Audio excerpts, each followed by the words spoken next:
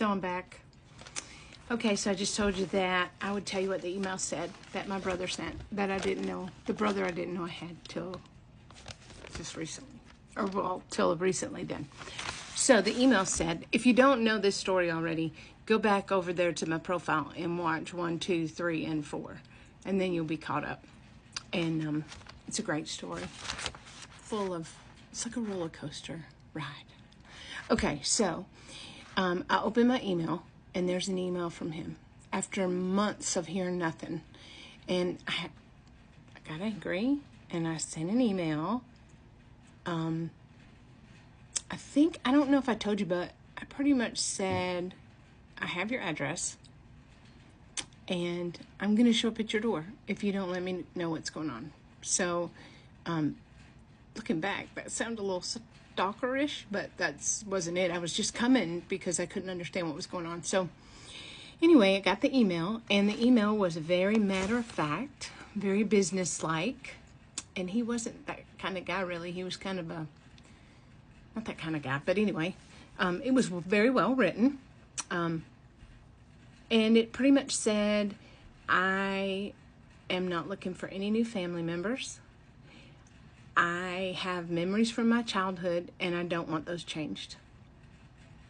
So, I am not interested in pursuing a relationship with you, and I would appreciate it if you would respect that boundary and not cross it. Don't want to hear from you, in a nutshell. My heart was so broken. I mean, it was so broken. I couldn't understand what changed. I mean, we had this wonderful conversation. I couldn't understand what made it different. But I said in the beginning, I knew it was a possibility that he would not want to know me. I knew that it was a possibility that I would be rejected. But nobody prepared my heart for that. You know? You can't prepare your heart for that. You know, it's like, wow. Okay, so this is the part, I took all that in. And it went well. And then the last sentence said, and your mom is not my mom. Don't speak ill of my mama. So I emailed back. I took a deep breath. Might have even prayed about it. Hopefully I did. Probably I did, or it would have gotten a lot uglier. But I responded back and I said, okay, I respect that, and I will not contact you further. Let me tell you something. It might have been 1952, but my mom had a choice. And, you know, she gave you life. And so you got to give her just that much credit, because she gave you life, you know. And I don't know if I told you this in one of the other emails, but his mom told him early on that he was adopted. Like, he was 6 years old. He said, I didn't even understand what adopted meant. And she sat both of the boys down. His brother was 3 years older, so he'd been like 9. And maybe she was afraid somebody would say something to him, whatever. So his mom sat him down and explained to him that he was adopted, and that this is what she told him. 2 angels gave me what I could never have, and that is a son. So he said, in their home, my mom was a, angel. And he had a wonderful life. I don't know if I told you that, but his parents owned a business, and they were very successful. And so he had a great life. And he said he never looked for anybody because he had never needed anything. So he had been well provided for. Financially, emotionally, he was well loved. And of course, I love that. I wanted that for him, but I just wanted to be part of his life, you know. I just wanted to be a sister.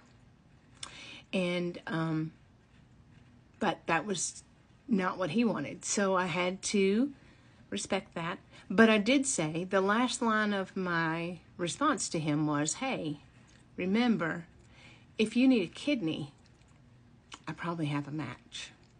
So I'll be a phone call away the rest of your life. If you need me, call me and I'll be there. And if you need that kidney, let me know. So that's how I left it. Well, I thought, I knew he had a daughter. I had already found out some stuff about her and who her mother was, and I'd found all that out in looking for him. And so, my mom had cancer, and she started with uterine cancer, and then later she had cancer in her stomach, her pancreas, her liver, and her spleen, and lived 10 months and died. My mother's sisters all had dementia.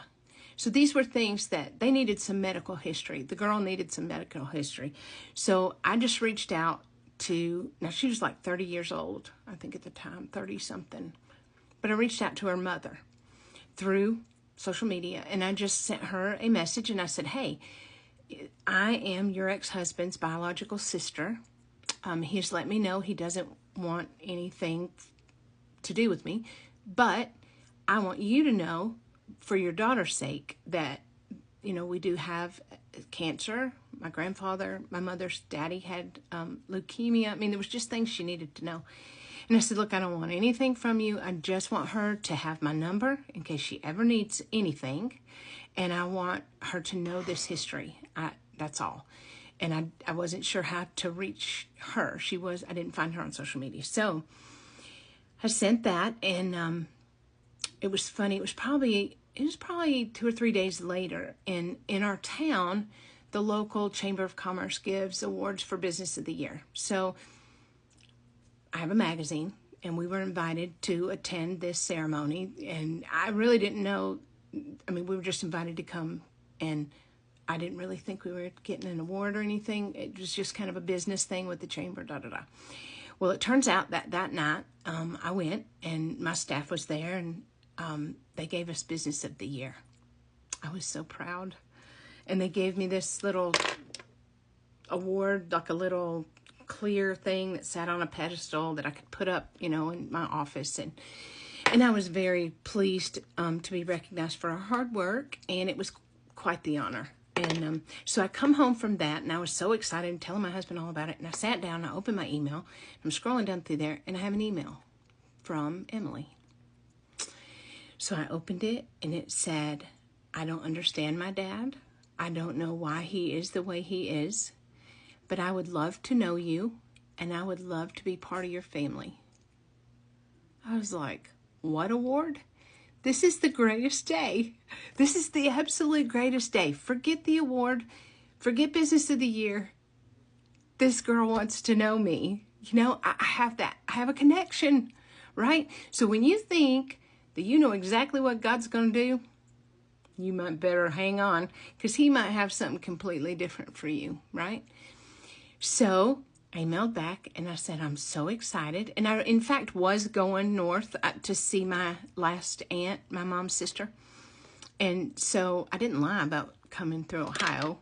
But this time, instead of having to go to my brother's house and get probably arrested and put in jail, I was going to go meet my niece. And wow, that was better than anything I could have imagined. We met at a Shoney's, which in the south it's called Shoney's, up north it's called Big Boy. And we met there, and we spent hours. I mean, we went through the breakfast buffet into them setting up lunch. We were there forever, and we talked, all of us. My sister went with me, so it was all three of us. And so next time I'll get some pictures together and show you of the three of us together. I'll never forget opening the door to that restaurant and laying my eyes on her, and she looked just like my mama.